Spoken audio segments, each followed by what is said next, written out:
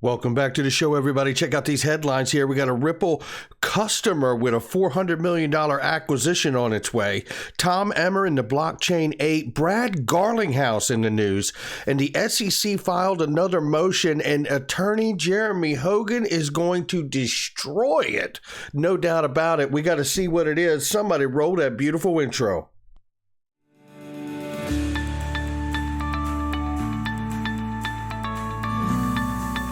Digital Perspectives with Brad Kimes. Come on in.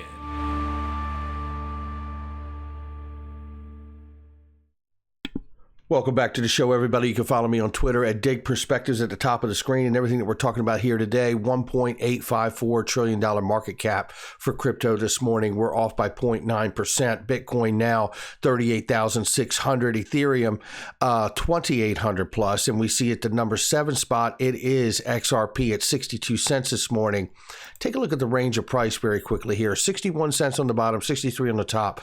We'll keep an eye on it here, but I want to let you know real quick, if you haven't done it, so many great specials and deals under the video, and this is one of them. It's Pure VPN, ladies and gentlemen. 5-year plan for $1.50. You can get an amazing deal. We're talking about 82% off to browse the internet with complete anonymity and freedom. One of the many different layers of security I use while I'm online.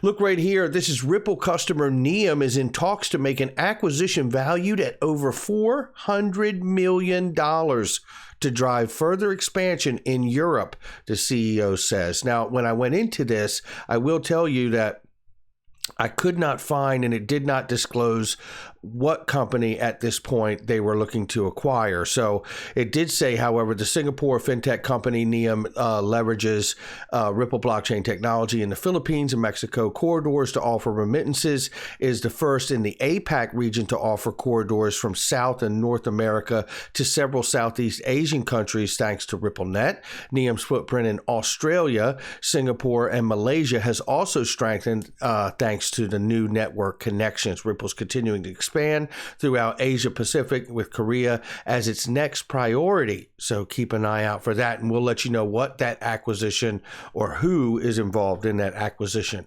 as it comes to light. Take a look at this, because I tell you, this goes to show you just how much the SEC doesn't care, right? Their level of arrogance and elitism is at an all-time high. Tom Emmer says here, it's April 29th, Gary Gensler. The blockchain 8 that actually sent you a letter hasn't received a response to March 16th oversight letter. We've given you more time than you give the American people to respond to your proposed rulemaking. How about that? Shout out to Tom Emmer for fighting a good fight. Tom Emmer, Patrick McHenry, these are good guys in this battle. There's no doubt about it. Look right here. Hopefully in November elections, we can see maybe some political change happen there and cause more accountability to take place with some hearings. And Gary Gensler can start to be pulled in front of Congress about why he is stalling. But we see here, speaking of political wins, Brad Garlinghouse is putting it down and saying the DCEA is back in action, everybody. And this is after Susan Friedman from Ripple combines appropriate, effective oversight of commodities markets with the regulatory clarity necessary to keep innovation in the U.S. Props to the congressman involved. Now, this is all based on, we know that the bill was introduced from the Agriculture Committee that is oversight of the CFTC to take control of the crypto exchanges in the spot market for crypto. This, I believe, is huge. And to go along with that is the Digital Commodities Exchange Act. Now, for those of you that do not know, there is already the CEA, which is the Commodities Exchange Act. And a lot of people talk about the CFTC, right? But they never really talk about what is driven by that. And it is the foundational policy work of the Commodities Exchange Act. So this is an expansion of the Digital Commodities Exchange Act that would include digital assets and bring that purview where it belongs, I believe, which is with the CFTC, because it's commodities, right? So we'll keep an eye on that. But it tells me, because elections are also coming in November, that this is the big posture and narrative and push in the best way to try to get something done through Congress with this legislation before those midterms. So we'll keep an eye on that as well. Take a look right here, because we got new motions filed by the SEC in the Ripple case, and it is just a mess. This is a mess, and it's just getting worse. And I hope that the judges Netburn and Torres, with any,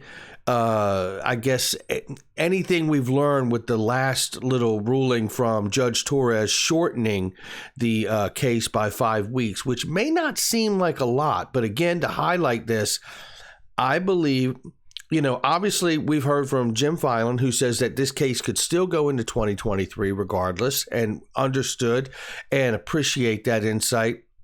But at the same time, I also have to wonder, as a non-lawyer, if shortening the case is sending a signal to the SEC that I am getting tired of the delays, especially to the tune of silliness that they have gotten to at this point.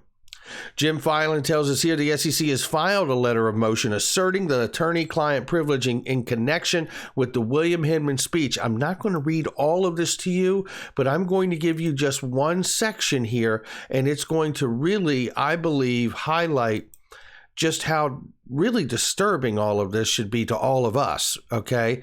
And obviously they go on and on about how the speech documents are communications between client and counsel, saying that William Hinman is actually a client of all the different lawyers that were involved in the email drafts and the emails that went back and forth, and that it should be covered under deliberative process privilege.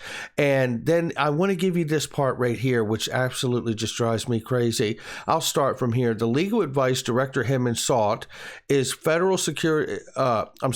is analogous to legal advice the court addressed in its opinion and order regarding defendants' motion to compel the SEC to produce documents. In that opinion, the court held that a presentation Ms. Valerie Sespanik gave to an individual SEC commissioner was privileged because the commissioner was encouraged to seek out and receive fully informed legal advice. To hold that speech documents are attorney-client communication. The court need not revisit its previous finding made in context asserting whether the deliberative process privilege applied. The speech was intended to and did reflect Director Hinman's personal views, because the speech documents demonstrate that Director Hinman was seeking legal advice in the course of his employment about legal issues subject to the SEC's purview. This is 4 to 6 pages of just what goes on here. I mean, it is just absurd. But nevertheless, don't take my word for it. Let's go to a legal analyst and see what is here. So there's the other stuff right there.